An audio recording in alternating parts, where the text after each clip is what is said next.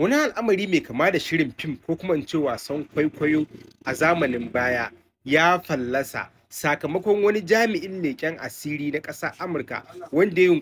yunƙuri ribato babban pilot ma'ana matuƙin jirgin saman ƙasar Venezuela ma'ana matuƙin jirgin saman shugaban ƙasar Venezuela Nicolas Maduro domin ya amince ya karɓi tayin waɗansu maƙudan kuɗaɗe domin karkatar da jirgin shugaban kasar zuwa ga komar kasar Amurka a yunkurin da ake na cafke shugaban kasar Nicolas Maduro daga hukumomin kasar Amurka. Daga Washington DC fa wani al'amari mai kama da wasan kwaikwayo ya tonu yayin da shirin wani jami'in kasar Amurka ma'ana US agent ya tona akan yunkurin da ake yi na baiwa wani babban matukin jirgin saman shugaban kasar ta Venezuela Nicolas Maduro cin hancin waɗansu kuɗaɗe domin tabbatar da cewa jami'in ya karkatar da jirgin shugaban kasar zuwa wani guri wanda ƙasar Amurka za ta iya amfani da ƙarfinta domin kama shugaban kasar Nicolas Maduro a hannu. In ba ku manta ba, Nicolas Maduro wata kota a ƙasar Amurka ta zartar masa da hukuncin ɗauri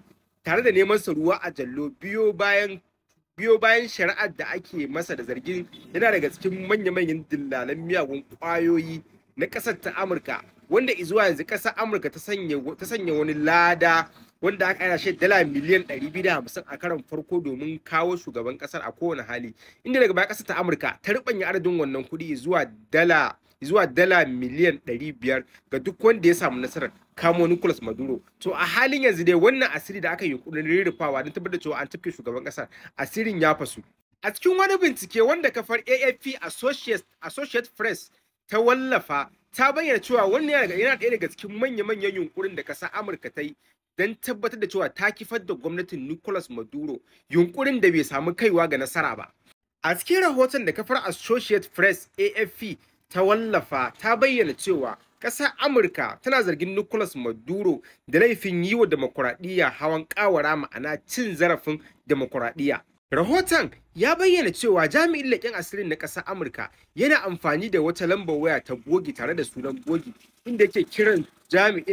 babban jami'in na matuƙin jirgin na shugaban ƙasar Venezuela da zimmar cewa shi wani jami'i ne da ƙasashen waje, sannan ya kasance yana aiki na kasuwanci domin samun kusanci da matuƙin jirgin saman ta hanyar dabara ma'ana. Manufarsa ita ce ya sami shiga jikin matuƙin jirgin saman na shugaban ƙasa domin ya yarda da shi, ko kuma ya tuko jirgi ya kai jirgin inda za a iya kame shugaban, ko kuma ya bada bayanan sirrin da za a iya yin amfani da su gurin tabbatar da cewa an cafke shugaban na Venezuela.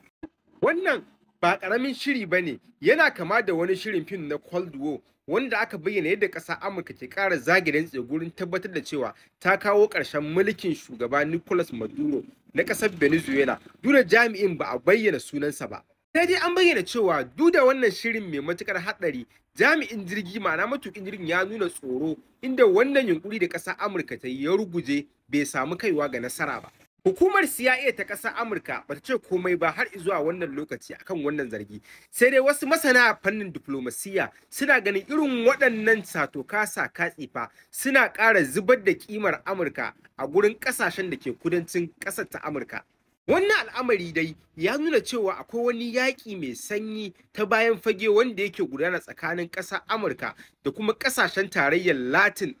Latin America, kamar yadda wani jami'i a wata university ta ƙasar Amurka ya bayyana. Wannan rahoto ya kasance abin da aka wallafa a kafar AFP ma'ana Associate Press. Duk abin da aka ji ya zo a cikin wannan rahoto ya kasance rubutu ne na jarida, ba ra'ayi na mai wannan shafi ba.